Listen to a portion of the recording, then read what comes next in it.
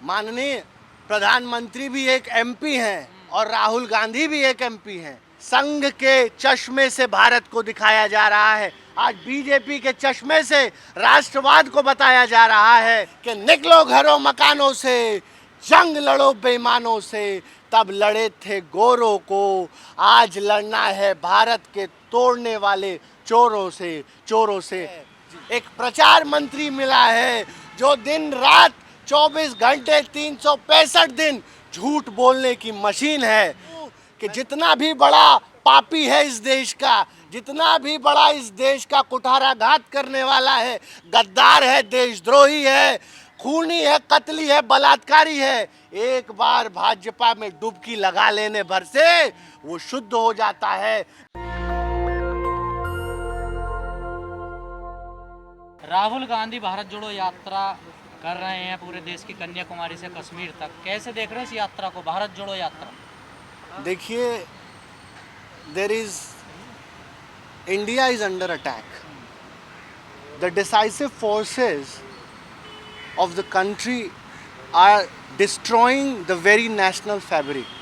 आज पूरे देश में अघोषित आपातकाल है और इस आपातकाल की स्थिति में अगर कोई देश को जोड़ने की बात कर रहा है, वो कोई भी हो, राहुल गांधी हो या कोई भी हो, कोई भी व्यक्ति हो, तो मैं समझता हूँ कि इस देश की जनता को उसके साथ कंधे से कंधा मिलाकर खड़ा होना चाहिए और न केवल खड़ा होना चाहिए, चट्टान की तरह उसके साथ जाना चाहिए। क्योंकि जिस तरीके से आज पूरे देश में भय का माहौल है, जिस तरीके से माइनॉरिटीज़ के ऊपर अत्याचार है, जिस तरीके से दलितों के ऊपर अत्याचार है, जिस तरीके से जाति, रंग, भाषा, हर बात पर भेद है, तो मैं समझता हूँ कि आज राष्ट्रीय स्तर पे भारत को जोड़ने की जो है ज़रूरत है।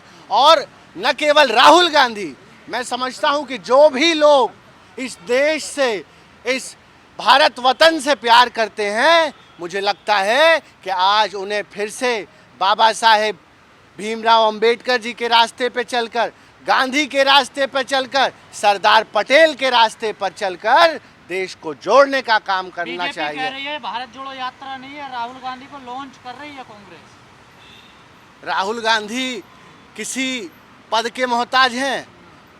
माननीय प्रधानमंत्री भी एक एमपी हैं और राहुल गांधी भी एक एमपी हैं। तो मैं समझता हूँ ये कहना ये ढकोसलेबाजी है। आज हिंदुस्तान को ये तय करना पड़ेगा कि सत्ता में जो लोग बैठे हैं, क्या वही भारत हैं? क्या आप भारत नहीं हैं? क्या ये व्यक्ति भारत नहीं है? ये भारत नहीं है। ये साजिश है, ये साजिश है और इसी साजिश के खिलाफ हमें लड़ना है। आज संघ के चश्मे से भारत को दिखाया जा रहा है, आज बीजेपी के चश्मे से राष्ट्रवाद को बताया जा रहा है। मैं समझता हूँ कि इससे बड़ा दुर्भाग्य इस देश का कुछ भी नहीं हो सकता है। और ये देश करोड़ों करोड़ लोगों से बन के मिलता है। ये देश, इस देश के दलित, गरीब, किसान, मजदूरों से निर्मित होता है। ये किसी संघ की शाखा से बताए हुए ज्ञान का मोहताज नहीं है। ये बीजेपी हमें नहीं सिखाएगी कि देश में राष्ट्रवाद क्या है और देश के प्रति जिम्मेदारी क्या है। आज जो लोग कहते हैं कि देश नहीं लुटने दूंगा, देश नहीं बिकने दूंगा, एक एक करके सेना जैसी सबसे प्रमुख संस्था को सुनिए, सेना जैसी प्रमुख संस्था को जिस तरीके से ठेका पट्टी पर दे दिया गया है, मुझे शर्म आती है इस देश के युवाओं पे जो आज अब अपनी लड़ाई नहीं लड़ सकते हैं। अग्निवीर, भारत के इतिहास में सबसे बड़ा प्रहार अगर हिंदुस्तान की सुरक्षा पर है तो अग्निवीर है। अग्निवीर के माध्यम से इस देश की शक्ति को, इस देश के युवा के भविष्य को कुचलने की साजिश है। मैं समझता हूँ कि आज अगर हिंदुस्तान का युवा अपने घरों से बाहर नहीं निकला, इस तानाशाह, इस घटिया बदहाल अग्निवीर के खिलाफ अपनी आवाज़ को बुलंद नहीं किया, तो मैं समझता हूँ कि वही दौर आने वाला है वही दौर, काला दौर आने वाला है जब तानाशाही इस देश में हावी होगी। जी। अतुल जी, आप यूपी से आते हैं, यूपी में सर्वे किए जा रहे हैं मदरसों के, कैसे देख रहे हैं इन सर्वों को? चंद लाइनें कहूंगा कि मजहब नहीं सिखाता आपस में बैर करना, हिंदी हैं हम, वतन हिंदुस्तान है हमारा। मैं समझता हूं लगातार ये सरकार, आज इनके पास कोई मुद्दा नहीं है, और जब जब इनके पास कोई मुद्दा नहीं होता है तो हिंदू मुस्लिम, अभी आप कुछ दिन बाद देखेंगे कि हिंदुस्तान पाकिस्तान, लव जिहाद। आज इस देश को समझना पड़ेगा, हिंदू मुस्लिम हिंदू मुस्लिम हिंदू कितना बांटोगे? अब तो देश की जनता ये कह रही है, महंगाई से मर रही है, बेरोजगारी से मर रही है। आज आप देख रहे हैं जिस तरीके से संस्थाओं का निगमीकरण करके इस देश के आरक्षण को, सामाजिक न्याय को किस तरीके से कुचला जा रहा है। मैं समझता हूं, मैं इस देश की जनता से कहना चाहूंगा कि निकलो घरों मकानों से, जंग लड़ो बेईमानों से, तब लड़े थे गोरों को, आज लड़ना है भारत के तोड़ने वाले चोरों से।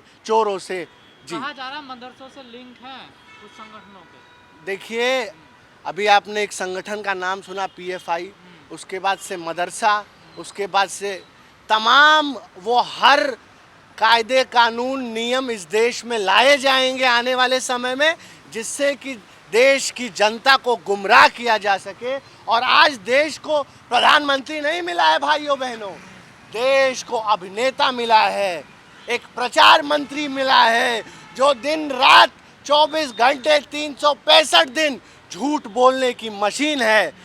मैं समझता हूं कि जब पूरी दुनिया आज AI की बात कर रही है, रोबोटिक्स की बात कर रही है, आर्टिफिशियल इंटेलिजेंस की बात कर रही है, स्पेस की बात कर रही है, 7G 8G की बात कर रही है, तो शर्म आनी चाहिए कि हिंदुस्तान के प्रधानमंत्री कहते हैं कि आज देश में काला जादू है, आज देश में टोना टोटका है। ये क्या आप दिखाना चाहते हैं? आप बात करते हैं सामाजिक न्याय की।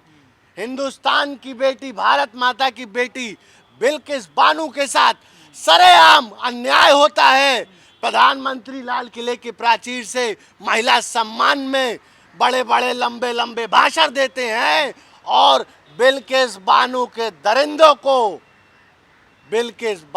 दरिंदों को रिहा किया जाता है। और रिहा ही नहीं किया जाता है साहब, उन्हें लड्डू खिलाया जाता है, माला पहनाया जाता है। आज हमें तय करना पड़ेगा कि बाबा साहेब के दिए हुए संविधान के सीने पे चढ़कर ये मनुवादी किस तरीके से संविधान की धज्जियां उड़ा रही है। ब्राह्मण है, संस्कारी है वो।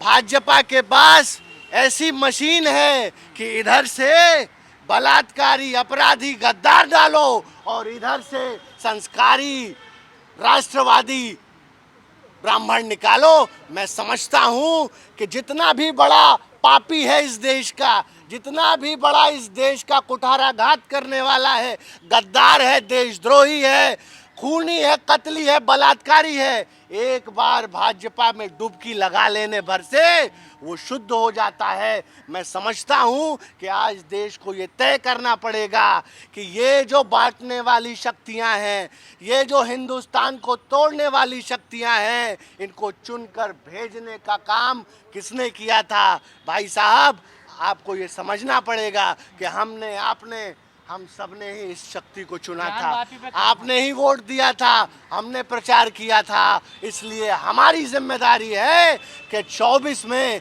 इन्हें उखाड़ के फेंकने का काम भी हम और आप ही करेंगे। ज्ञान वापी पे जो कल फैसला आया कोर्ट की तरफ से, उसको कैसे देख रहे हैं? मुस्लिम पक्ष की याचिका उन्होंने खारिज कर दी। आप ये बताइए, ज्ञान व्यापी ही नहीं, आज मथुरा भी लेने की बात हो रही है। आने वाले समय में आप देखेंगे कि देश में आग लगाई जाएगी, दंगे होंगे, क्योंकि 24 का चुनाव आ रहा है। मैं इस देश की जनता से कहना चाहता हूं कि दंगों के लिए तैयार हो जाइए, लाश आगजनी के लिए तैयार हो जाइए, क्योंकि देश में ऐसी तानाशाह सरकार आ गई है। अंग्रेज तो कहते थे कि फूट डालो राज करो, ये कहते हैं आग लगाओ राज करो, क्योंकि जितना आग लगेगा, जितने लाशें गिरेंगी, ये गिद्ध उन लाशों पर राजनीति करने आएंगे। इस देश को फिर से मजहब में, जाति में, अभी आप देखिए किस तरीके से जातियों में देश को बांटा जाएगा, मजहबों में देश में बांटा जाएगा, और जो भी इसके खिलाफ आवाज उठाएगा, चाहे वो ये हैं, आप हैं, गजेंद्र हैं, तमाम YouTube के चैनल्स हैं, उन सब YouTube चैनल्स को बैन कर दिया जाएगा। इसलिए आज ये समझने की ज़रूरत है कि क्या हम गांधी के सपनों का भारत बना रहे हैं, क्या हम बाबा साहेब अम्बेडकर के सपनों का भारत बना रहे हैं। आज आप देखिए जिस तरीके से महंगाई है, जिस तरीके से बेरोजगारी है, हिंदुस्तान में 25% जनता, जिस देश को ये कहते हैं कि कृषि प्रधान देश है, शर्म आती है कि 25% जनता आज महंगाई के वजह से भूखे सो रही है। आज हर रोज 28 किसान आत्महत्या कर रहा है। हर 3 मिनट में इस देश में एक बेटी की आबरू लूटी जा रही है। हर मिनट दलित को, इस देश के दबे कुचले को दबाया जा रहा है। आप देखिए किसानों को किस तरीके से अजय मिश्रा टेनी का लड़का कुचल के मार देता है। भाइयों बहनों, इस देश में अपराधियों का बोलबाला हो गया है। इस देश में गुंडों का, एक गुंडा गृह राज्य मंत्री है इस देश का, जिसका बेटा किसानों के ऊपर थार चढ़ा देता है, 8 किसानों को कुचल के मार डालता है। इसलिए मैं कहना चाहूँगा और हाथ जोड़कर आप सबसे विनती करना चाहूँगा कि अपने अंतरात्मा की आवाज़ सुनिए, अपने भविष्य के लिए लड़ाई लड़िए, अपने बच्चों के लिए, सरकारी संस्थाओं के लिए, इस देश के लोकतंत्र को बचाने के लिए लड़ाई लड़िए, अपने घरों से बाहर निकलिए। नहीं तो भविष्य में अपने आने वाली पीढ़ियों को आप जवाब नहीं दे पाएंगे, क्योंकि आज सत्ता में ऐसे लोग आ गए हैं जो चाहते नहीं हैं कि ये देश आगे बढ़े, जो सिर्फ और सिर्फ सत्ता की भूख में इस देश को तोड़कर नष्ट करना चाहते हैं। इसलिए मैं कहना चाहूँगा कि आप सब कमर कस लीजिए, क्योंकि आने वाला समय इमरजेंसी से भी खतरनाक होने वाला है। धन्यवाद। नेशनल दस्तक की आपसे गुजारिश है कि अगर इसको बचाना चाहते हैं तो नेशनल दस्तक को सब्सक्राइब करने के लिए रेड कलर के सब्सक्राइब बटन को दबाएं, फिर बेल आइकन की घंटी दबाएं। नेशनल दस्तक को बचाने के लिए बहुत जरूरी है कि हर खबर को शेयर करें, लाइक करें, कमेंट जरूर करें।